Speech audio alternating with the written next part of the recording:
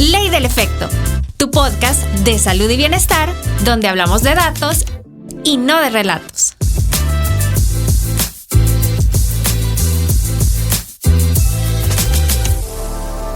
Bienvenidos a un nuevo episodio de Ley del Efecto. En esta ocasión nos acompaña una invitada muy especial. Ella se llama Diana Chávez, es psicóloga, trabaja desde las terapias basadas en evidencia y pues ahora vamos a estar conversando acerca de un tema muy interesante realmente. Cuando con Jessica nos reuníamos para definir cuáles eran aquellas áreas que nosotras queríamos abordar y aquellos temas que queríamos tratar, pues pensamos en Diana. Ella era la idónea para platicarnos acerca de este tema. Sí, yo creo que es un tema que realmente les va a gustar porque abarcamos varios puntos importantes, desde algo tan obvio que damos por hecho, que creo que es lo que tú y yo discutíamos, Sandra, en su momento, es ¿qué es un problema psicológico? Son esas cosas que realmente es como que lo entendemos y damos por hecho que todos estamos hablando de lo mismo cuando nos estamos refiriendo a un problema psicológico. Entonces vamos a dar como un recorrido por qué es un problema psicológico, pero también aprovechando a este especialista que tenemos, porque lo es, vamos a también hablar y tratar de entender un poco la psicología con enfoque de género y también algo que a mí me parece sumamente importante y que creo que hay que hacer mucho énfasis porque creo que la información es bien reducida en algunos sectores, es hablar del enfoque de las terapias afirmativas, que ya nos explicará Diana en qué consiste y a qué hacemos referencia. Así que bienvenida, Diana. Ay, un gusto, gracias por invitarme. La verdad es que me emociona bastante porque creo que si alguien escucha terapia afirmativa es como, ¿qué es eso, verdad? Justo. Y para ser honesta, hablábamos con Sandra cuando hablábamos de este tema, que qué es, y empezamos a hacernos nosotras mismas esas preguntas y decíamos, bueno, si nosotros como profesionales tenemos como estas dudas, queremos que las personas también puedan entender y sobre todo viniendo de ti que estás en este rubro y nos puedas educar a todos y dar esta información que es la terapia afirmativa. Pero antes de ir por ahí, a mí sí me gustaría que empecemos desde esta parte mucho más simple y es tratar de definir de alguna forma qué es un problema psicológico. Pero antes, ¿qué es lo psicológico o qué es la psicología? Porque aquí hemos tenido ya en esta temporada varios colegas y también psiquiatras, pero para mí es importante que podamos ayudarle a las personas que nos escuchan a ir entendiendo la línea desde dónde trabaja un psicólogo, desde dónde trabaja un psiquiatra y también ir dando como esta información valiosa de a qué nos referimos con los problemas, los famosos llamados trastornos psicológicos, que es una parte y es, yo creo que una palabra que está muy utilizada, que las personas le escuchan, pero ¿por qué incluso los psicólogos clínicos especializados bajo las terapias basadas en la evidencia somos un poquito renuentes a la utilización de estos términos? Y entonces ayudarle a las personas que vayan entendiendo que cuando hablamos de un problema psicológico, un trastorno psicológico, ir ayudando a diferenciar esto. Así que quizás empecemos por ahí. ¿Cómo podríamos decir entonces, Diana, que es un problema psicológico? Vamos a empezar desde lo básico. Claro. O sea, sí. Esta es la clase número 1. De psicología. Me encanta, voy tomando nota. Quizás para definir lo psicológico, bueno, la psicología en general, siento que es un poco complicado porque existen múltiples psicologías. O sea, dependiendo de la postura en la que vos te dediques a la psicología, desde ahí lo vas a explicar. Entonces, la psicología, creo que tu favorito Rives lo decía. Me encanta Rives. La psicología es muy probablemente un aspirante a ciencia pragmática, lo decía él, que todavía no tiene un objeto de estudio consensuado. O sea, si vos le indicas, le preguntas a un psicólogo, no sé, que se dedica a la infancia, por ejemplo, te va a decir, la familia, el comportamiento de la niñez, adolescencia, un ejemplo. Si le preguntas en el área de la psicología clínica, le preguntas a alguien que tenga un enfoque de psicoanalítica, te va a decir de que quizás es la mente. Ya, entonces no hay como un consenso que diga esto es lo que estudia la psicología. No estamos de acuerdo todos, ni siquiera dentro de la psicología clínica. Entonces, La verdad es que es bastante problemático porque desde la historia nos han enseñado que la psicología es el estudio de la mente. Pero ¿qué es la mente? ¿No? O sea, es tan abstracta. ¿Cómo puedes conceptualizar la mente? ¿Cómo la evalúas o cómo la estudias, no? Entonces, de lo único de lo que yo puedo hablar es desde la psicología clínica y desde lo enfoque, pues, basado en evidencia. Y al menos para nosotros, la psicología es la ciencia que estudia el comportamiento humano. Y como comportamiento humano, vamos a definir como esta interacción que existe entre la persona y el individuo.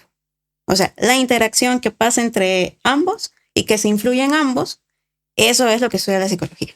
Y qué complejo, porque yo siempre lo he dicho, cuando como psicóloga te preguntan cuál es el objeto de la psicología, de estudio, el comportamiento, pero es que la palabra comportamiento y entender lo que implica, porque a veces la desinformación, Diana, nos lleva a pensar que comportamiento es solo lo que vemos, es lo que yo estoy observando y no. Cuando una acción concreta. Exacto, entonces creo que lo has definido bastante bien, sobre todo la diferencia de que los enfoques influyen mucho en las explicaciones y eso es algo que quiero hacer énfasis porque si recordamos cuando estuvo nuestro colega Alex Blanco, que él tiene un enfoque más fenomenológico y psicoanalista, su forma de definir incluso un problema psicológico es muy, muy distinto. Nos alejamos muchísimo. Estuvo también Lourdes Rosa, que en mi admiración, que ella trabaja con la infancia, adolescencia, y también es una manera diferente. Y si fuéramos a hablar de la psiquiatría,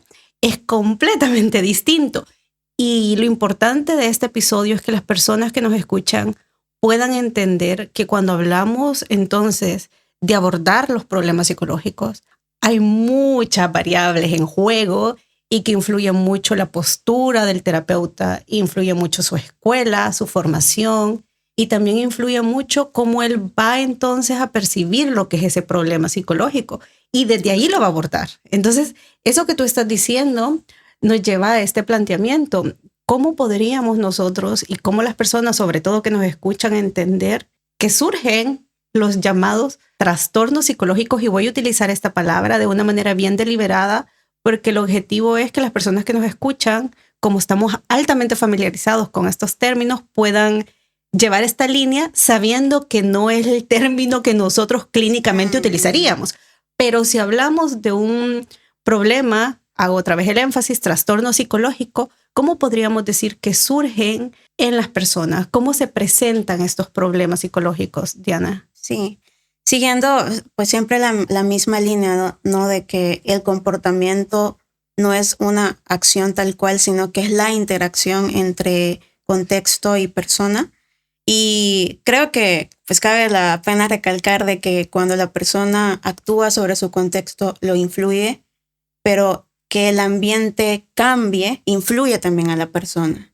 Entonces, para entender un problema psicológico, mal llamado trastorno mental, sí, trastorno psicológico, enfermedad mental incluso. Justo, porque incluso, ¿sabes? Me gusta que tú lo menciones, porque yo fui cuidadosa y dije, no voy a llamar... no vamos a llegar hasta ese. Sí, porque si decimos justo, y es que quiero que las personas escuchen lo complejo que es, porque no es lo mismo decir problema psicológico, trastorno mental, enfermedad mental. Es que podríamos discutir todas esas terminologías y realmente es tan complejo porque estaríamos hablando de cosas... y se entenderían distinto, pero vas bien. Perdón que te interrumpa, pero es que fue como tranquilo. Eso. Voy a tratar de esta vez estar más en esta silla. No, justo. Lo que sucede es que esto ya es como una filosofía personal, pero para mí sí es importante como si algo causa más daño que bienestar, hay que hablarlo. O sea, de nada sirve como maquillarlo, ¿no? Y suavizarlo. Justo. Es que tiene un impacto.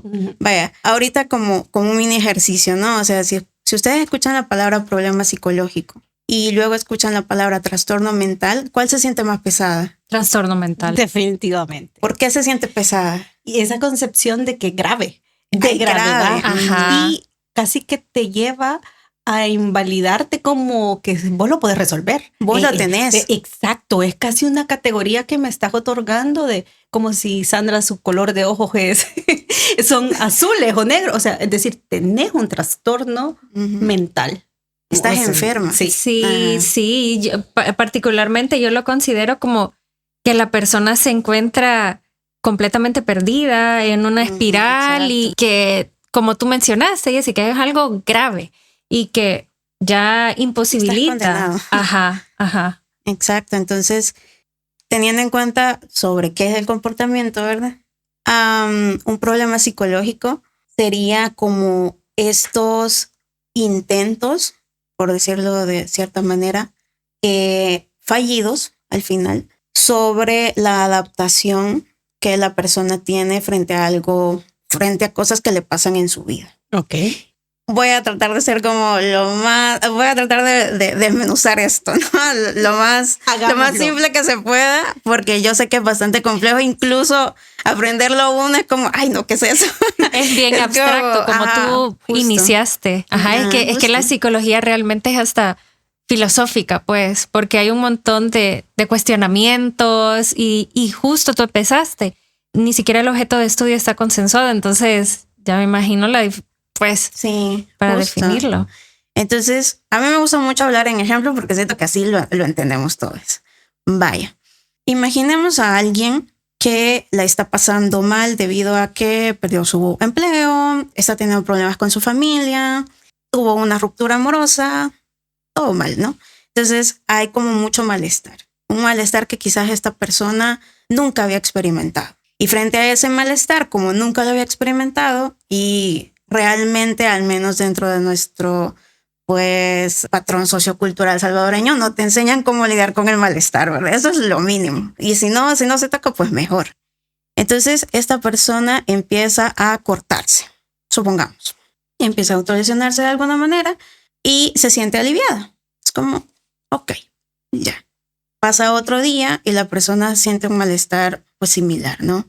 Ella ya va adquiriendo como este aprendizaje, por decirlo así, de que cada vez que ella se autolesiona, pues siente alivio. Ella no tiene otra herramienta, o sea, no ha aprendido otra herramienta, ya no tiene otras habilidades. Y la verdad es que no sé si a alguien le guste no sufrir, ¿verdad? Pero la verdad es que sufrir no es bonito, ¿no? Entonces, ¿qué es lo que hacemos? Tratamos de solventar, ¿no? De ya no sentir. Eso ya es como ya se va adquiriendo una historia de aprendizaje sobre que esa herramienta a mí me sirve. Es adaptativo. ¿Por qué? Porque cuando ella salga, esta persona, ¿no? Salga a su mundo y la invalidan porque cortó con la pareja, la invalidan porque no tiene trabajo o la presionan para que tenga uno, se siente invalidada también por su familia con la que ya tiene problemas, necesitas adaptarte. Estás aprendiendo que tenés que adaptarte y tenés que recuperarte lo más pronto posible. ¿Puede ser que ahí se forme un problema psicológico? Es muy probable.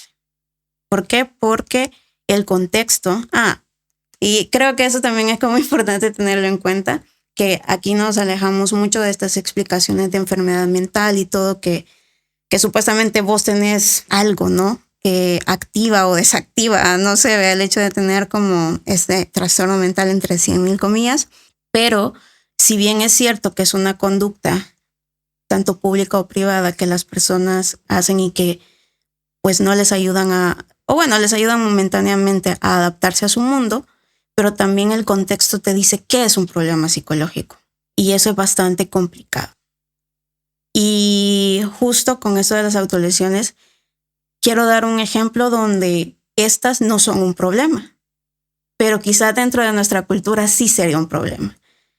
Y le voy a contar lo que estaba viendo hace un rato. No, por favor. A mí me gusta una serie de Netflix donde hay un chero que se va a hacer turismo oscuro, le dicen. O sea, es un turismo que vos no harías. Lo hacen como gente que tiene plata, tiene tiempo y van a lugares que jamás te vas a imaginar. Entonces, él fue a una región de África donde practican la religión vudú y estaban haciendo un ritual. Y al parecer, pues en este ritual, las personas podían autolesionarse si estaban como llamadas por el espíritu al que estaban invocando. Y ves la gente con muchos cortes y yo me pregunto, si yo interviniera, yo sería irrespetuoso. Y no es un problema psicológico ahí.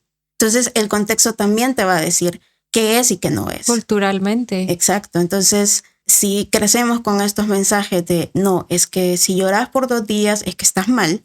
Si descansas para, no sé, después de larga jornada, vea, de 100,000 cosas que tenés que hacer y todo eso, vos tenés que ser productiva. Y mira, y esto es casi como otro ejemplo, el duelo. El duelo, sí. Las reglas de cuánto tiempo tiene que durar un duelo. Y me gusta cómo lo estás diciendo, porque al final son estas reglas sociales y nosotros empezamos a darnos a estas reglas. Entonces, totalmente de acuerdo contigo, el hecho de que en un lugar determinado, bajo un contexto determinado, autolesionarse incluso es sinónimo de respeto para esa cultura y de entre más lesiones, seguramente tiene un grado de importancia y de poder dentro de eso. No vamos a hablar de un problema psicológico, pero venimos a nuestro contexto y ¿qué pasa, Diana? Estás mal. Estás mal. La etiqueta responde a eso. ¿Qué te pasa? Y que pareciera chistoso, pero es que es tal cual, ¿no? Y ojo, no sé qué estamos diciendo que está bien autolesionarte. Es una conducta, como tú bien la definiste, que responde y que tiene una función de adaptarte. Ahora, que esa conducta vamos a encontrarla bajo una etiqueta como un problema psicológico, me gustó lo que tú dijiste. Posiblemente sí. Entonces, ¿qué quiere decir? Que también posiblemente no, Diana. Sí, porque algo que me parece, ay no, y yo sigo con el ejemplo de las autolesiones, pero creo que es de las cosas más estigmatizadas que hay. Sí.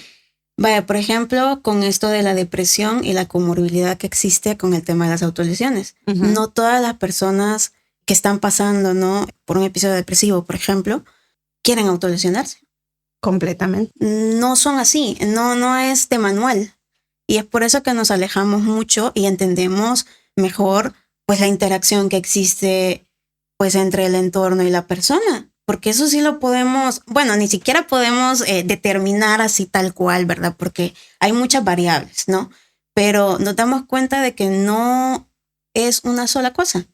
Y es preferible verlo en probabilidad, en hipótesis y todo eso, y no estar asumiendo y no estar montando causas que al final no responden nada y hacen que, y creo, de por sí ya suena grave, pero lo más grave es que a la persona que llega a consulta, pues la pasa mal, porque también ya se siente pues estigmatizada, ¿no? Y cómo que no, o sea, qué ganas me van a dar de ir al psicólogo si me están dando como esta explicación de manual, ¿no? Que al parecer pues yo tengo que resolver algo, ¿ya? Entonces pues tratamos de alejarnos lo mejor posible de eso, porque no todo lo que te causa incluso malestar o incomodidad es un problema psicológico, es la vida.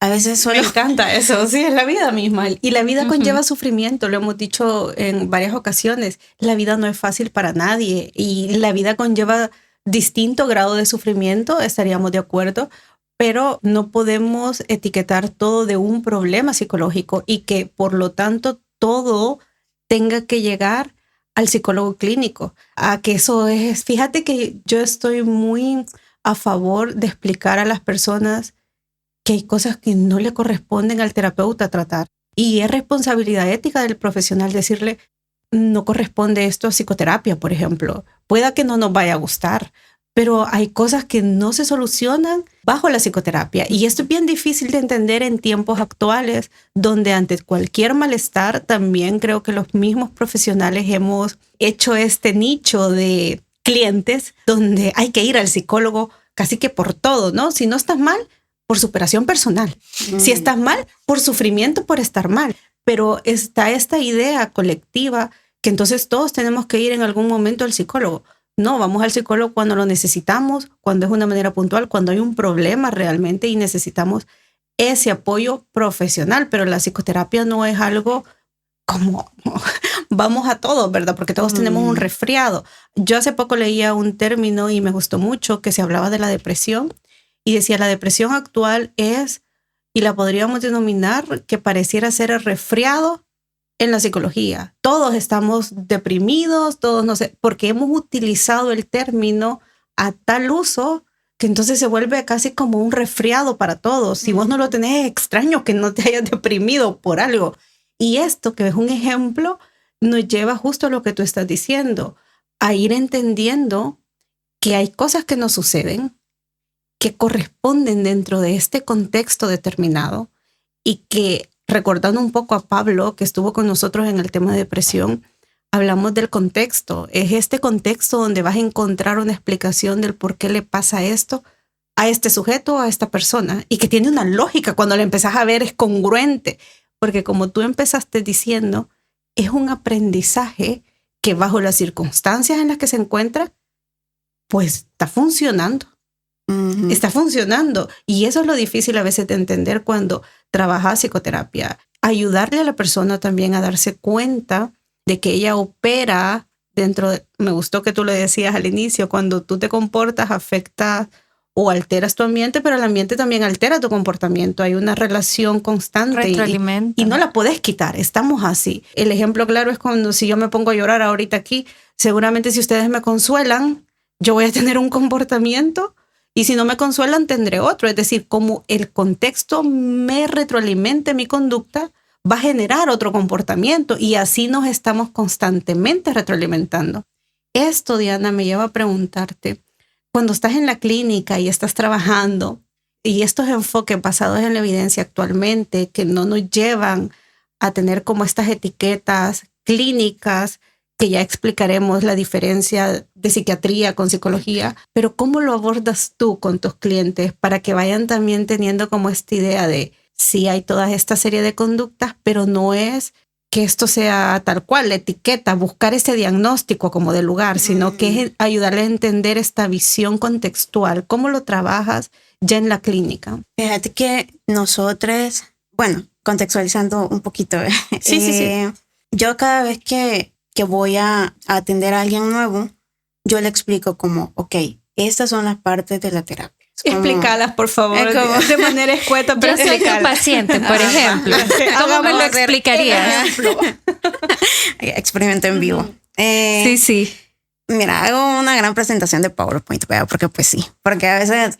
No aquí sé, tenemos la compu, me voy a imaginar y que... hay que decirlo, es que sí, Diana, hay que ser súper claro. Exacto, y sobre todo es una sesión de psicoeducación, de que el paciente entienda lo que es ese contexto terapéutico. A mí me encanta si haces tu presentación en PowerPoint, porque es que es cierto, es una fase de educar para que las expectativas incluso se alineen desde el inicio y ese cliente entiende y diga, bueno, es que este es el proceso, tiene claridad de eso, no es como... Aquí vengo. Sí. Es otra dinámica. Pero sí. Yo me he topado con eso. Un pequeño paréntesis. ¿Dónde está mi cámara? Para dar un consejo. Mira la cámara número 1. Como en The Office. Pero creo que sería importante que la gente sí le diera la relevancia al currículum de la gente con la que van a ir a terapia, porque yo me he topado, pero más que todo últimamente, en este último año, de que solo me dicen, quiero agendar ya, y no me conocen, o han visto como mis posts en Instagram, lo cual, qué bueno, veo, o sea, claro. qué bueno como que vean, ¿no? Es como un portafolio. Ajá, justo, pero no saben, a veces ni siquiera han leído como, por ejemplo, el sitio donde yo tengo como mi formación y todo eso, y no saben tampoco pues cuáles son los casos que yo atiendo, porque obviamente pues no voy a atender todo, ¿vea? Pero hay gente que sí lo hace, pero bueno, cada quien. Sí. Pero justo, entonces yo lo que hago es como cuando aparece como eso de quiero agendar ya, entonces yo me detengo y es como, mira, antes de agendar. Un primer filtro. Como, hola, antes de agendar y todo eso, yo necesito explicarte pues cómo es mi enfoque, cómo son las terapias en Queerside, que Queerside es, bueno, mi cosito. Pueden encontrarla en Instagram como Queerside. Pero justo, vea, que les explico cómo trabajo yo y empiezo como a explicarles cuál es el enfoque de terapia en el que yo trabajo y les explico que desde el enfoque pues conductual contextual lo que hacemos es aprender habilidades. El cambio de comportamiento es algo que tiene que suceder en terapia, ¿no? Entonces, les explico pues de la manera como más sencilla posible de qué es el enfoque, ¿no? Claro. Entonces ya ellos lo van comprendiendo y es como, ok, y de ahí paso como a las partes de cómo sería el proceso, ¿no? Primero la evaluación. Necesito conocer como tu historia y yo ahí voy evaluando también cuál es el problema, ¿no? Que te ha traído a terapia. Y yo ahí justo, esto que me comentabas, ¿no? De que cómo sé si es un problema o no. Entonces, la historia me ayuda bastante, pero también el problema y cuáles han sido como las conductas o las cosas que la persona ha hecho para solventar este problema es algo que también se mira. Porque a veces, como decía mi abuelita, que a veces hacemos cosas buenas que en realidad son malas. Y eso, y no es que aquí sea malo, pues, no, nada que ver. Pero sí nos puede llevar como a no ser adaptativo, pues, y me puede traer más problemas de los que pues ya tengo, ¿no? Pero eso es debido a la falta de aprendizaje de habilidades que sí funcionan, ¿no? Para lo que la persona necesita para su bienestar y para su calidad de vida. Entonces, dentro de esta evaluación, ¿no? Hacemos, para nosotros el análisis funcional es algo que, bueno, análisis de conducta, pero que el análisis funcional es como más de laboratorio y todo eso, ¿verdad? Pero el análisis de conducta es súper importante para nosotros porque vamos viendo como antecedentes, ¿no? Que permiten que una conducta o una respuesta se dé, cuál es la respuesta ante estos antecedentes y cuáles son las consecuencias, ¿no? A corto y a largo plazo. Y ahí vamos reconociendo, cada vez que sucede esto, yo respondo de esta manera y como respondo de esta manera aparecen estas consecuencias. Entonces ya la persona ya va comprendiendo y es como, quizás no estoy enfermo, vea. Me estoy comportando según lo que me está pasando alrededor. Claro. Entonces, pues básicamente las personas ya van comprendiendo que el enfoque se trata de eso, de ir comprendiendo, de ir reconociendo patrones que no están siendo efectivos para lo que quiere en su vida y cuáles conductas actuales, cuáles son también las variables que siguen manteniendo esa conducta y que no necesariamente tienen que ver con la persona. Que dentro de este enfoque donde se ve un problema psicológico como un trastorno mental es vos estás haciendo algo, vos tenés algo. Y al menos desde lo conductual contextual no es así. Es como has aprendido a hacerlo. El contexto te ha permitido también que lo sigas haciendo. Te sirve, o sea, es funcional. Toda conducta funciona, por más problemática que sea, todo sirve. Aunque no sirve para largo plazo, pero pues nos gusta lo cortoplaciente y a quién no.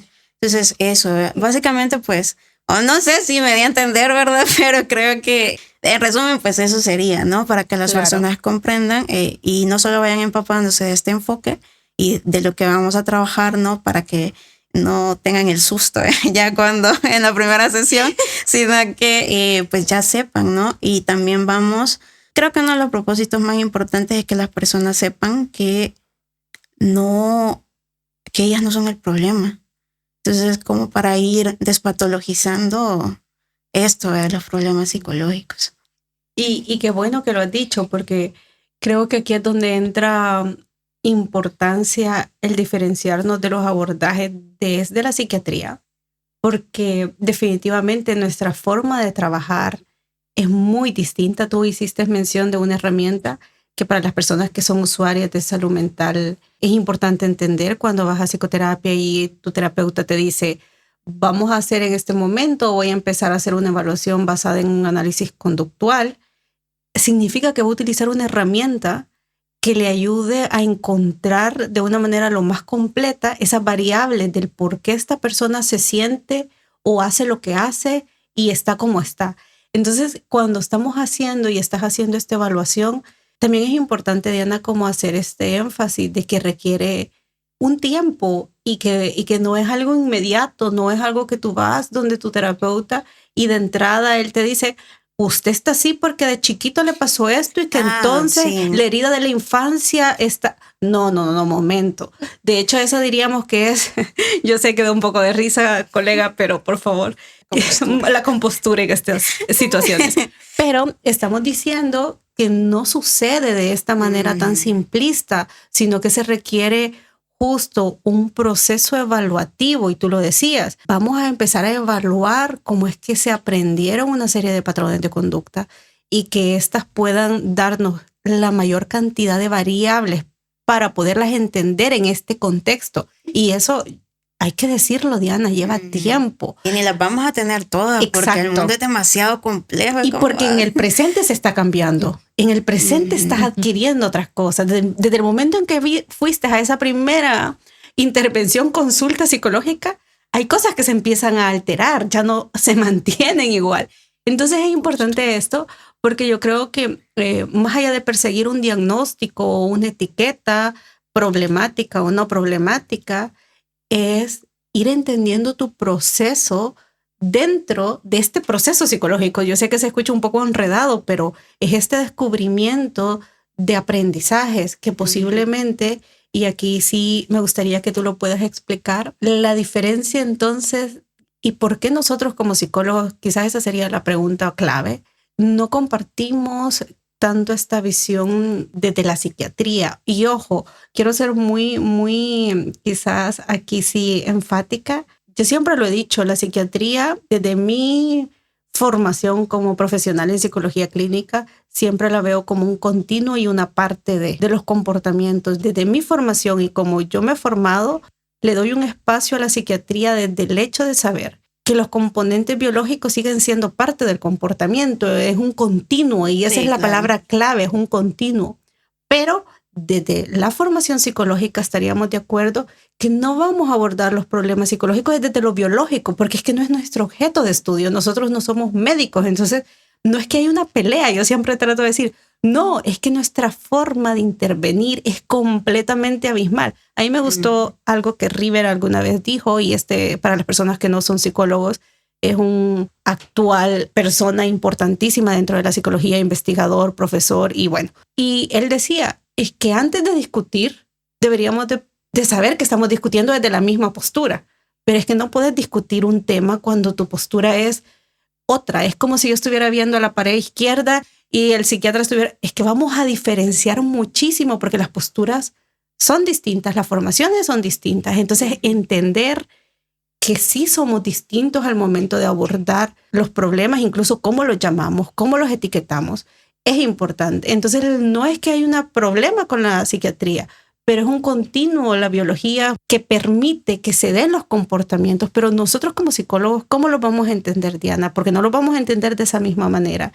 Y quizás tú lo puedas explicar mejor. ¿Cómo podemos decir que el psicólogo clínico entiende que no es la causa lo biológico, sino que es lo que tú misma estabas diciendo hace un instante? Trabajamos lo contextual. Creo que es bien difícil separarse del modelo biomédico cuando sos psicólogo, ¿sabes?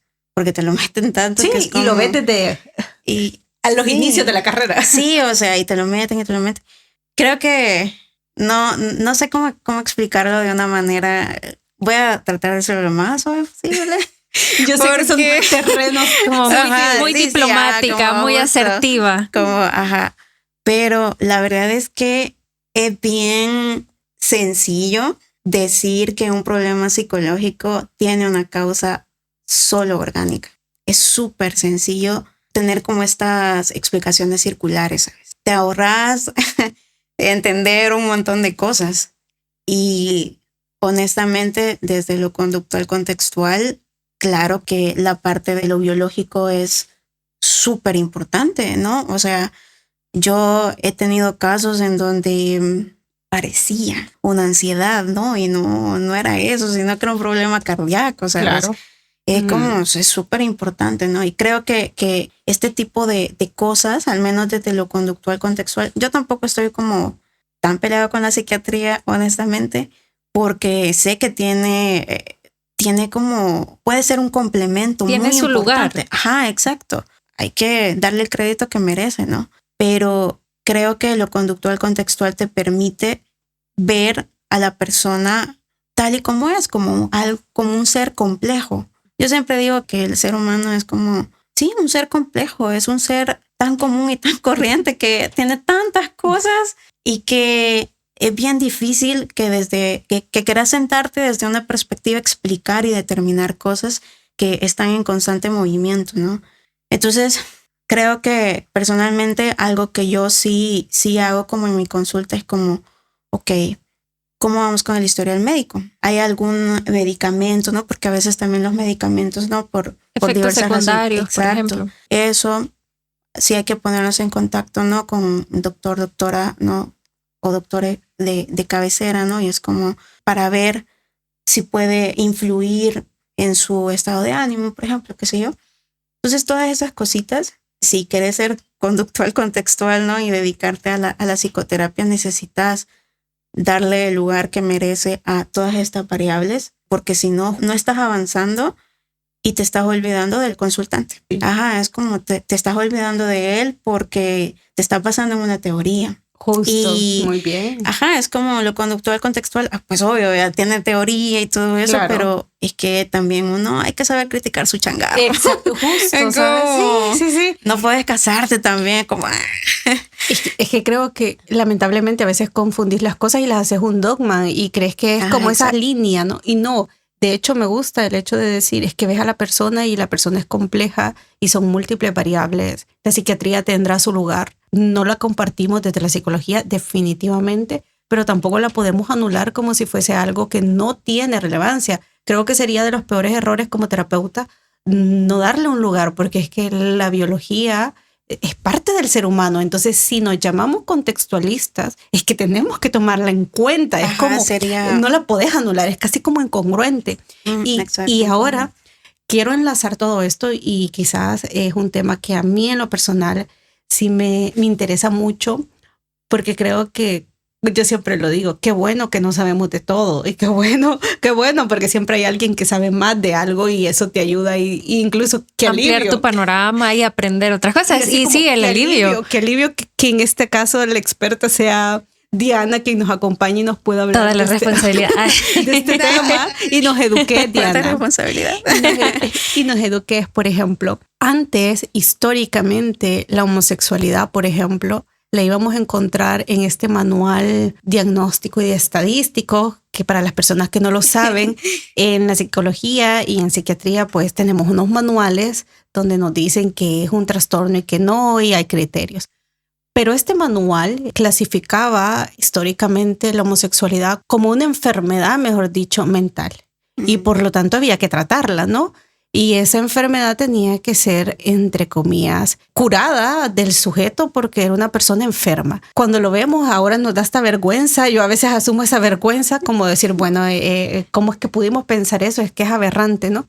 Pero hasta la clasificación era personas desviadas. Y estamos hablando el gremio científico. Sí, una institución que nos representaba. Esos estragos de cómo la homosexualidad era clasificada y cómo cambia. Háblanos un poquito tú, quizás desde este punto que yo pongo histórico, que viene de esta clasificación de enfermedad mental. ¿Cómo cambia y qué es lo que tenemos en la actualidad? ¿Cómo nosotros, desde profesionales a no profesionales, podemos tratar este tema? Decir, homosexualidad todavía sigue el peso de esta característica y he de decirlo en este momento. Recuerdo en algún momento que en la red social de Instagram alguien me preguntó, ¿es una enfermedad todavía la homosexualidad? Y eso fue que creo que fue el año pasado, no se fue mucho tiempo. Y a mí me gustó que lo preguntaran porque creo que te da siempre la puerta o la ventana de divulgar un poquito de esta información y decir, bueno, hay que hablar de este tema y hay que darle todavía foco porque posiblemente unas personas lo sigan considerando una enfermedad. Y esto tiene grandes implicaciones en las poblaciones y cómo vulnerabilizamos a la población. Entonces, háblanos tú de esto, que seguimos entendiendo y cómo esta vergüenza profesional nos persigue. Sí, partiendo de esta idea, ¿no? De que la homosexualidad es una enfermedad mental, la heterosexualidad también sería una, porque estamos hablando de sexualidad en general. Partamos por ahí. Y si yo le preguntara a alguien como, ¿cree usted que la heterosexualidad es un problema? Me diría, uy, no. Escándalo. No. ¿Cómo va a creer? Es lo normal. Es como, exacto. Lo conocido. Ajá. Entonces, quizás como retomando algo que dije hace ya varios minutos. para explicar qué es un problema psicológico, el contexto también te dice que es un problema psicológico. Imagínate imagínense. O sea, desde antes que nacemos, ya todo el contexto te está preparando para criar a una persona cis hetero. Todo lo que se salga de la norma cis heterosexual va a ser problemático. Y creo que lo hace muchísimo más complejo y muchísimo más grave es que dentro de esa homosexualidad existan también normativas cis hetero que hace que cierta homosexualidad cierta sea más aceptada que otra. Es gay, sí, pero es de esos gays que no se les nota. Sí. Ajá. Es lesbiana, sí, pero es femenina, no es marimacha. Es una persona trans, una mujer trans, sí, pero parece mujer. Es un hombre trans, sí, pero parece hombre, no se le nota. Siempre en los estándares. Exacto. Ajá. Pero ves esa sutileza agresiva también. Sí. Es que no parece que estás hablando de una persona, de Por un eso humano, no es como problemático, porque como no parece, entonces... El que no se le note, esa frase yo creo que tiene tanto peso, el que no se le note y las implicaciones detrás de esa frase. Porque socialmente la exposición a que se te note, ¿qué implica entonces? ¿Y qué sucede en la persona que lo vive? Entonces, de verdad que me explota la cabeza. Es muy complejo. Sí. Y creo que a mí me parece vergonzoso el hecho de que tengamos que, al menos desde la terapia afirmativa, ¿no? Que es el enfoque de terapia donde justo ayudamos a otras personas de la población LGBTIQ+, a aprender habilidades, ¿no? A acompañarlas en problemas psicológicos que surgen a partir de la discriminación, del prejuicio, del estigma, de la violencia que se vive por todo esto. A mí me parece vergonzoso que tengamos que hacer un enfoque aparte, porque es algo que dentro de la psicología y la psiquiatría, pues todavía es altamente estigmatizado. Yo ya he escuchado, no le voy a decir colegas porque dañan. No. Esa gente te desvinculas, desconozco esa parte, pero yo he escuchado y he visto en redes sociales, ¿no? Que ahí uno se vende, vea. Ahí vende uno los servicios de terapia, ¿no? Muy popular. Sí. Que no les avergüenza decir que no atienden a personas del colectivo. O sea, es un filtro. Y eso ya es ideológico. Uh-huh. Eso ya es sesgo. Y eso es antiético. Pero ¿por qué no es penado de alguna manera? ¿Por qué no tiene consecuencias? Porque la homosexualidad no es normativa. Y eso es algo que se cuela en todo lo institucional. O sea, es una estructura, y que esto va más allá incluso de la psicología, es una estructura social tan grande que obviamente pues, nos atraviesa a todos. Y yo siempre he dicho que en nombre de la psicología se han hecho unas barbaridades. Y el tema del género es una de las cosas como en donde pues más antiprofesionalismo, más cosas antiéticas y pseudocientíficas hemos visto. Por ejemplo, las terapias de conversión. Justo, háblanos de eso, porque partíamos de decir que entonces aparecía en el manual estadístico de trastornos psicológicos. De trastornos psicológicos. Como lo diríamos bien, según este manual, que era una enfermedad. Y entonces el tratamiento, tenían que existir los tratamientos. Y esta terapia, ¿cómo podríamos definirla, Liana? Es que hasta me da como temor preguntar en qué consiste. Sí, no, es una cosa horrorosa. El DSM creo que salió en los 50, algo así. Entonces, en ese momento, el DSM decía que la homosexualidad era como algo psicótico, algo así. Luego en la segunda edición, que fue como a finales de los 60, principios de los 70, por ahí, por el activismo, lo cambiaron y ahí le pusieron que era una orientación, o sea, era un problema sexual y desviación. Seguía un problema. De ahí, en los 80, finales de los 70, principios de los 80, fue que lo quitaron. De los 80 para acá no hay mucho. Y la CI10 creo que lo quita hasta mucho tiempo después. En el 90, ajá. Todavía, o sea, mucho tiempo después. Y eso que la CIE es el manual ese de la Organización Mundial de las Enfermedades, ajá. O sea, donde se clasifica, de la OMS, ¿no? Ajá. O sea, es que estamos hablando de instituciones que financian evaluaciones, investigaciones y que supuestamente velan pues para que el ejercicio sea ético, pero ¿te imaginas con todo eso? Entonces, las terapias de conversión lastimosamente no se han acabado, existen todavía. Que ahora no, pues por todo el activismo, porque al fin hay le voy a decir intento, porque ni siquiera ha sido reparación de parte de la psicología y la psiquiatría, pero pues sigue siendo de las suyas. Y la terapia de conversión, pues básicamente el objetivo es cambiar la conducta sexual o el comportamiento sexual desviada a una adaptativa. En este caso, por ejemplo, yo como persona trans, una terapia de conversión, como yo nací mujer y me asignaron el género femenino al nacer, entonces si yo fuera una terapia de conversión, yo tendría que el tratamiento tendría que estar encaminado en que yo me identifique como mujer y sea pues femenina, ¿no? Básicamente. Si sos un hombre gay o un hombre bisexual, entonces te tiene que gustar, si sos bisexual, pues te tienen que gustar solo las mujeres, ¿ve? Y tener pues relaciones sexoafectivas con ellas. Y si sos pues un hombre gay, olvidarte de todo eso, ¿ve? Es forzar este cambio. Ajá. O es voluntario.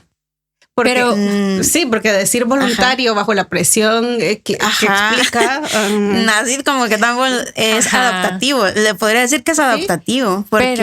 Pero perdón que interrumpa, pero es que me pongo a pensar, por ejemplo, y lo hemos conversado también con Jessica, si alguien consulta obligado o porque otra persona lo ha llevado, desde ahí eso no va a funcionar. No. Entonces, para esto que tú mencionas, estas terapias de conversión, me imagino que nadie iría voluntariamente. Porque es la presión del contexto. Ajá, no lo consideran. Voluntariamente, entre comillas. Ajá. Porque estamos diciendo que tú tienes unas preferencias sexuales, tú te sientes de una determinada manera, pero tu contexto te dice que eso no está bien. Tu contexto te dice y te vulnerabiliza y socialmente te hace sentir que hay algo mal en ti. Entonces, es como forzarte a mí me tienen que gustar sí o sí y tengo que comportarme de esta determinada forma y tengo que empezar a actuar de esta determinada forma. Pero ese choque psicológico, ¿cómo lo puedes asumir y decir que lo hacías en un contexto terapéutico? Es que eso es lo que a mí me parece cuando lo lees históricamente. Sí, la palabra es que no te avergüenza. A mí me da vergüenza pensar que teníamos este tipo de prácticas. Electroshocks había, los electroshocks. Eso también, sí.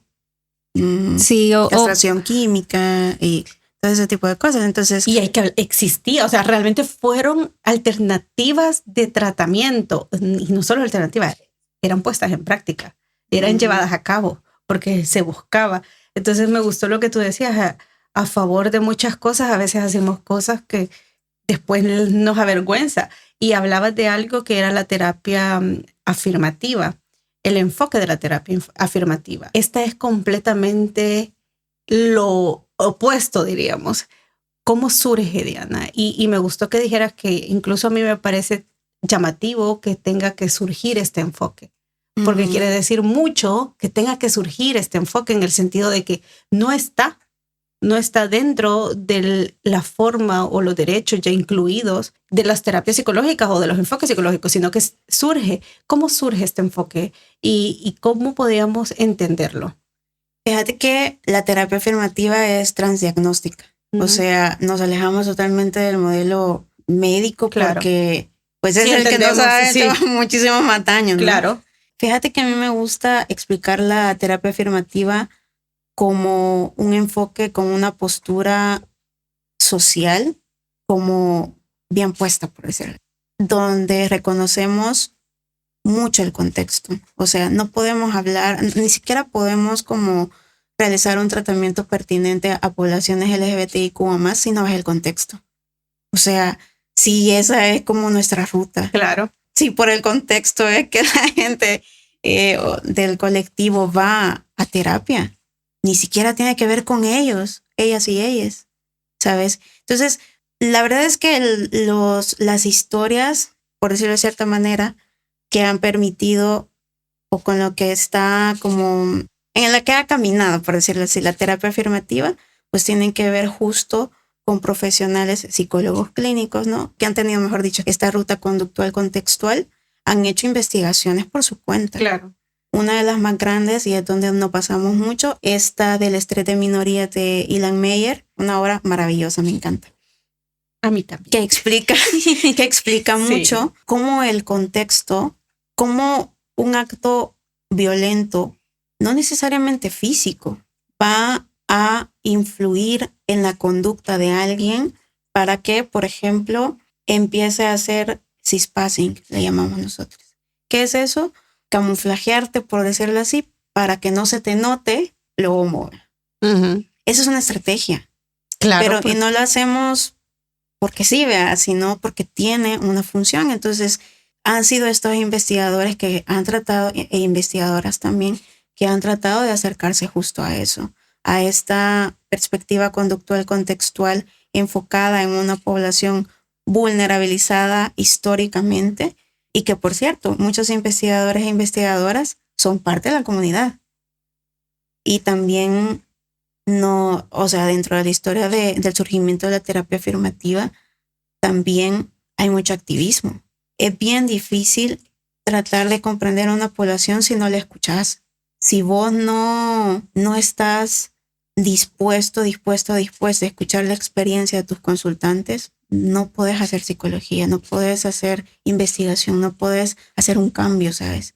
Entonces, obviamente, vea, se han tenido muchas trabas. Y, por ejemplo, el estudio para los tratamientos más pertinentes a población trans es nuevo, porque antes solo para hombres gays había, y luego para mujeres lesbianas, y de ahí para personas bisexuales, pero más que todo mujeres. Y todavía falta otros sectores de la población. Vamos como de a poquito.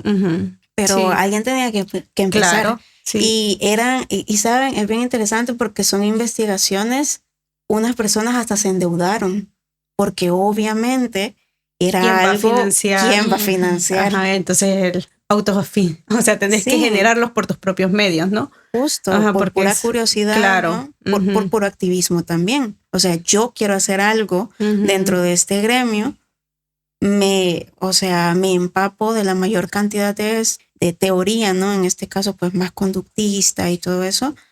Y démosle. Sí, y esto también creo que me abre unas preguntas y me surgen muchísimas realmente, Diana, porque tú mencionabas cosas que a mí me parecen que a veces desde la postura de privilegios como terapeutas podemos obviar porque estamos inmersos en una serie de aspectos. La población que busca asistencia psicológica y que pertenece a la comunidad, la doble exposición y vulnerarse donde un terapeuta que tiene un enfoque donde realmente sus propios sesgos, le vamos a llamar así, y no vamos a hablar de ética porque nos enojaríamos en el sentido que realmente te ofende. No abran esa puerta. No. Pero esta población, me imagino, del hecho de buscar asistencia psicológica y sentirse todavía vulnerable donde el terapeuta, que se supone que es tu espacio seguro y que vas a ir y vas a plantear una serie de problemas, ¿cuáles serían? Y démosle nosotros como esas luces que alguien puede identificar. No estoy con el terapeuta adecuado, porque pueden ser muy sutiles, pero que realmente no tiene un enfoque de género, tampoco tiene un enfoque de terapia afirmativa y podría ser contraproducente para el consultante. Fíjate que hay como diversas cosillas, ¿no? Que uno hay que prestarle atención. Sí. Una de esas podría ser cuando la persona, o sea, el profesional, terapeuta, bueno, entre comillas, empieza a asumir cómo es la vida, o sea, como parte de el colectivo. Un ejemplo. Voy a poner mi propio ejemplo porque sí, claro. me ha pasado. Okay. Yo me acuerdo que una vez he pasado como pues por varios procesos, ¿no? Unos muy buenos, pero última, única la vez palma por las situaciones erróneas. No más. Pues yo le comentaba, ¿no? De que estaba teniendo como diversos problemas con mi cuerpo, ¿no? Y cómo lo percibía debido a que yo quería tener una apariencia más andrógina debido a que soy una persona trans no binaria. Y eso, ¿ve? Entonces, Y, por ejemplo, esta señora me hacía preguntas como, ¿y cuándo te vas a operar? Como y yo, presionando. Como asumiendo de que todas las personas trans nos operamos y como, no. y yo le decía como... Para ella correspondía esa conducta como esperaba y se planteaba lo que tú le estás... exacto, es como... No, yo no me quiero operar. Es como nunca. Y seguro la duda. Entonces quizás no estás convencida y ya va esta sutileza, ¿no? De guiar, porque como no encajas en esto, entonces posiblemente, ¿estás segura, Diana? O sea, ¿entendés como esta sutileza que muchísimas veces podemos encontrar camuflajeadas? Y uno se acostumbra también, porque es como, una más, una menos, ¿quién las cuenta? ¿Sabes? Como ya persona que has pasado por eso. Entonces, el hecho de que asuman qué significa ser una persona dentro de la población LGBTIQ+, corran, o sea, no se queden. Es como, si la persona no está dispuesta a escuchar cuál es su experiencia como, pues, persona LGBTIQ+, no... eso va a estar sesgado, ya, porque... Sí, de entrada la puerta está cerrada. Es como yo estoy diciéndolo, yo te estoy diciendo qué es lo que tenés que hacer o según como yo entiendo qué es eso, entonces yo te lo digo. Otra cosa es, un pequeño paréntesis otra vez, ¿dónde está mi cámara? Pero eso... A la derecha. Como, eso no es en contra de ninguna religión, para nada, no se trata de eso, pero... si vas a ser terapeuta, o sea, ideologías, creencias que tenés sobre varios aspectos de la vida es algo que en terapia no se llevan. Y acá es bastante común que existan estos enfoques de terapia donde desde la religión, desde lo moral, desde lo bien y lo malo, ya le van indicando a la persona pues cómo tiene que vivir, ¿no? Entonces... si hay un enfoque no religioso donde ya les empiezan a decir como, pero es que Dios nos creó como hombre y mujer y todo eso, lo normal es que, o Dios espera tal y tal cosa. Esto es algo que se escucha muy, muy seguido. Y es algo que también, como les decía, ¿verdad? Que nos publicitamos en redes sociales, es algo que ves en varios perfiles, ¿no? de terapeutas que son muy vocales con eso, o sea, no son nada sutiles. Entonces eso también es problemático porque, pues obviamente, bueno, quizás no es tan obvio, pues, pero para población hetero, pues, pero para, pues, población que no es cis heteronormativa, escuchamos creciendo que nos vamos a hilar al infierno, que somos un pecado, que no sé qué, y es como ir a terapia y que te digan lo mismo, como, entonces sí soy un problema, ¿no? Entonces... ese tipo de connotaciones de mensajes, ¿no? Que tienen más moralismo y todo eso, como, y también de preferencias, ¿no? Es como, bueno, no sé si podría llamarlo preferencias, no sé, le voy a decir en realidad, pues eso también no es un lugar seguro para vos, ¿no? Y creo que otro que podríamos mencionar sería esto de que hay una morbosidad, le voy a llamar. ¿Y qué se siente? Y nunca te ha interesado, si es una mujer lesbiana, y nunca te ha interesado un hombre, ¿crees que no tendrías que experimentar? No. Colocar como el sentido erótico sexual para tratar de incluso... me gustó la palabra que dijiste, porque creo que hay que decirlo como es. Está este morbo de incluso querer saber tu sexualidad, no con fines... Y ojo, que esto aplica... para cualquier persona que vaya a un proceso psicológico.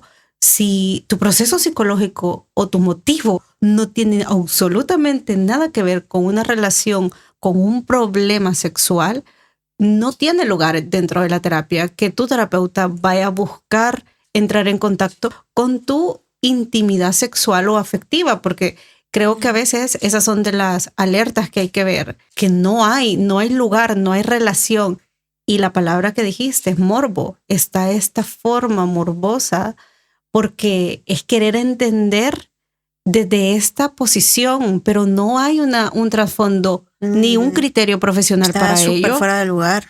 Justo, y esto te están vulnerando, están realmente... Es violento también. Exacto, es violento. Entonces, qué bueno que lo dijiste, porque yo creo que es de esos puntos que a veces se pueden pasar, como quizá esto es parte de, es necesario que que lo mencione. Me gusta. Y ¿sabes qué me hicieron recordar? Uno de los comentarios de Pablo que decía, hay que recordar que quieras o no, hay un momento donde estás bajo una relación de poder con tu terapeuta. Es decir, el terapeuta tiene un poder sobre ti como persona que está en un proceso que necesita apoyo y está aprendiendo nuevas herramientas. Entonces, tú puedes caer en la duda, decir, no, posiblemente lo que tú dices, Sandra, esto es parte de, y no es parte de, porque no hay ninguna relación, no tiene nada que ver con tu motivo de consulta. Entonces es importante saber que esa es una gran bandera roja, decir, no, aquí esto no es, y hablarlo. Yo soy muy del hecho de que las cosas que se callan, no puedes nunca saberlas, pero porque las rumias, pero a veces hablarle y decir, fíjate que creo que mi terapeuta me hizo esta pregunta y no tiene nada que ver. Me incomodó. E incluso decírtela a tu terapeuta. Esa alianza de poder decir, ¿realmente esto a qué va o en qué dirección va? Porque no lo estoy entendiendo. Lo que quiero decir es que cuando vas a terapia, recuerdes que tienes ciertos derechos y sobre todo, si estamos diciendo que estás ahí porque estás bajo una situación psicológica que te afecta, es comprensible que vayas a dudar de tu propio criterio.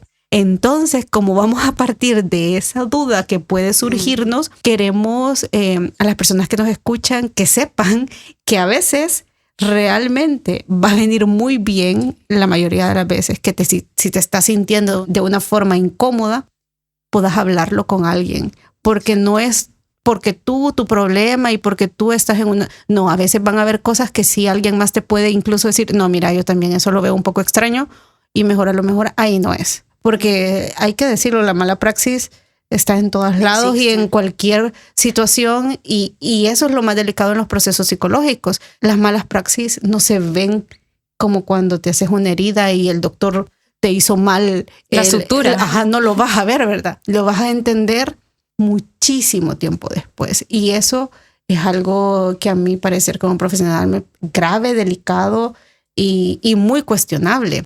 Entonces es importante eso que tú decías, entender incluso estas alertas, porque es muy fácil confundirnos y dudar de que somos nosotros los que estamos... Un profesional me lo dijo. El sesgo de la bata, ¿no? Que nos persigue, que como el profesional lo dijo, es incuestionable. Sí. Y no, o sea, partamos de que puedas estar con un profesional que no está lo suficiente formado, que no tiene la experiencia, que no tiene una serie de habilidades clínicas para intervenir contigo. A veces es importante ver que el problema a lo mejor no está en nosotros, sino está en nuestro alrededor. Y yo sé que es bien difícil porque nos han enseñado lo contrario. El problema siempre está en nosotros, el individuo, y que nosotros tenemos que solventarlo. Pero ojo, vale bien siempre tener este criterio de dar el espacio a la duda y darte ese espacio de preguntarte y a veces compartirlo con alguien de tu red segura donde puedas tener este diálogo. Esto me está incomodando. ¿Crees que esto podría ser por lo que me está pasando? Y a lo mejor te des cuenta que no. Entonces creo que lo que has dicho me parece sumamente valioso, Diana.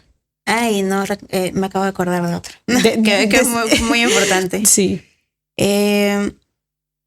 Lastimosamente, pues, por la falta de acceso, ¿no? a servicios de psicoterapia, ¿no? Que son como, ¿cómo decirlo? Con este enfoque afirmativo y eso, pues en muchas ocasiones puede pasar que ciertos sectores de la población LGBTIQ+ se sienta reacia, ¿no? A ir, consultar. ¿verdad? Ajá. Entonces, algo que sucede con población trans específicamente, esto es muy, muy, muy específico, es que el hecho que un terapeuta no respete tu nombre elegido ni tus pronombres, también sale corriendo. Es como, no, es básico. O sea, si vos me decís que te llamas Margarita, ¿verdad? Y te gusta el nombre Margarita, pero te pusieron otro nombre al nacer, pero a vos te gusta que te llamen Margarita. Y yo te sigo llamando como estás registrada. Como al nacer. Sí. O incluso cuando vos corregís, ¿no? Como, no, a mí me gusta que me trate de él. No, pero y quizás no te lo dice que no, ¿verdad? Sino que empieza a decirte como, pero es que te veo bien nerviosa, asustada, y el vea. Te sigue invalidando. Y la persona te dice, el consultante te dice, No, pero puede tratarme de él, no tengo ningún problema. Ah, ok. Y contame, ¿te has sentido frustrada? Definitivamente. No hay una reparación sino que es continuar. Soy yo en esta posición de poder, privilegiada, en donde yo sé más, en donde pues vos venís buscándome a mí. Justo, entonces te aguantas. Sí, creo que has dicho cosas sumamente relevantes que nos deben de sensibilizar, porque yo le comentaba a Sandra, a mí me gustaría investigar, entender, conocer, escucharte a ti, porque nos sensibiliza a los profesionales también. Como psicóloga clínica, yo creo que esas son de mis debilidades, de decirlo en el sentido de la sensibilidad para también formarte, en el sentido de, y me gustó que tú lo digas, es que no está, pero ojo, ya hay avances. Ya no podés apelar a que no existe. No sé dónde está. Justo, no, hay que formarte. Si vas a ser terapeuta, tu responsabilidad es formarte sí o sí, porque hay una población y es tu deber profesional. Ya no es elegir en ese sentido de trabajar, ¿no?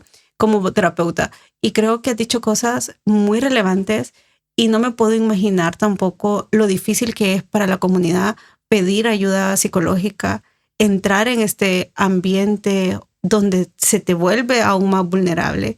Pero me gusta y me agrada saber que hay y cada vez se va haciendo un poquito más despacio, que no debería de ser así, porque hay que decirlo, debería de estar ya integrado y vamos lento en esto, pero al menos hay que rescatar que se van haciendo estos avances, pero hay que darle espacio a que la comunidad también los entienda y los conozca, porque cuando vas a buscar ayuda profesional tenés que saber con quién y para qué y cómo. Y lo que tú decías, desde el inicio, saber quién es el profesional con el que voy. Darte ese chance de investigar con quién voy. Esto te puede ahorrar muchísimas cosas en tu proceso. Entonces, qué bueno lo que nos mencionas, Diana. A mí me parece enriquecedor. Yo te admiro mucho y aprovecho para decírtelo, ya te lo he dicho. Creo que conectamos mucho en nuestras posturas de una psicología basada en evidencia y todo lo que implica. Te lo dije, Diana, te lo dije. Sí, yo creo que siempre... Soy mini ella. No.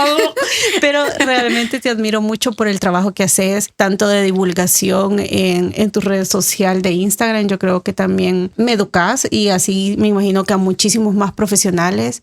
Y es bueno saber que en el país hay personas como tú, profesionales como tú, haciendo tu trabajo, tu labor y sobre todo formándote constantemente. Yo te admiro y me siento honrada. Creo que es invaluable lo que nos has dado en este episodio. Yo te lo agradezco infinitamente y espero que no sea la primera ni la última vez que tengamos en Ley del Efecto. Que ya vamos a preguntar qué es Ley del Efecto. No, mentiras. Para que pasen el filtro. Sí. Los psicólogos que realmente se dicen basados en la evidencia tienen que saber por qué este podcast se llama Ley del Efecto. Esa va a ser la siguiente pregunta. Sí, Diana, muchísimas gracias por el tiempo que nos has dedicado, por la educación que nos has dado y la forma en cómo tú precisamente transmitís estos conocimientos, porque de eso se trata. Y tú lo mencionabas, quiero hacerlo lo más sencillo posible, quiero brindar ejemplos y de esa forma se logra comprender mejor. Y bueno, cuando nosotros tenemos episodios con profesionales como tú, me refiero a psicólogos, por ejemplo, en el caso que yo no soy psicóloga, yo siempre estoy como callada, aprendiendo, entendiendo y diciendo, wow, entonces esto es por esto es por aquello. Es que es enriquecedor. Es correcto. Y cada persona, o bueno, cada profesional con esta postura, y me uno a lo que menciona Jessica, es tan importante tener esta, bueno, no se le puede decir como pasión, pero sí unirte a ese activismo que hacen los demás, porque sabes que es importante y que tu labor es, bueno, yo tengo que comunicar esto que sé porque los demás lo están necesitando. Entonces, te agradecemos porque sabemos que venís desde lejos. Sí, yo ni siquiera estoy preocupada. Eres la profesional que realmente nos ha dejado, a mí personalmente, así como preocupada de necesito que se vaya temprano. Yo creo que todas mis habilidades de cuido se han puesto así sensibles. No, viene de un lugar lejos, ya es noche, ya es tarde, estamos grabando, pero no, te agradecemos de verdad. No es atemporal, no sabemos qué hora es, Pero sí, Diana, muchas gracias por habernos dedicado el espacio. Y bueno, no queremos que te vayas con las manos vacías, así que te tenemos un detalle de parte de Sensato. No sé si conoces la marca, pero sí. Qué bueno, sí, ya la seguiste. Porque todos lo conocen, los que han venido, o sea, Sensato. Sí, que solo ya lo habías probado. Sí. Wow. Bueno, entonces te vas a ir feliz porque es nuestro invitado siempre especial que nos acompaña en cada episodio. Sí. Creo que vi un episodio, sí, ¿no? estuvo con nosotros. Ya ves, sí ve los episodios. Es que ya pasé la pregunta clave, que es ley del efecto. Entonces sí los ha visto, era el segundo filtro, ver los episodios. He visto todo. Sí, entonces te queremos entregar este detalle que esperamos que lo disfrutes y como Jessica muy bien mencionó, esperamos no sea la última vez que nos acompañes en este espacio. Y pues les invitamos a quienes nos escuchan a estar pendientes del episodio a través de Spotify, Apple Music, YouTube y las demás plataformas que tenemos. Así que no se pierdan este episodio. Gracias, Diana. Adiós. Esto fue Ley del Efecto, tu podcast de salud y bienestar, donde hablamos de datos y no de relatos.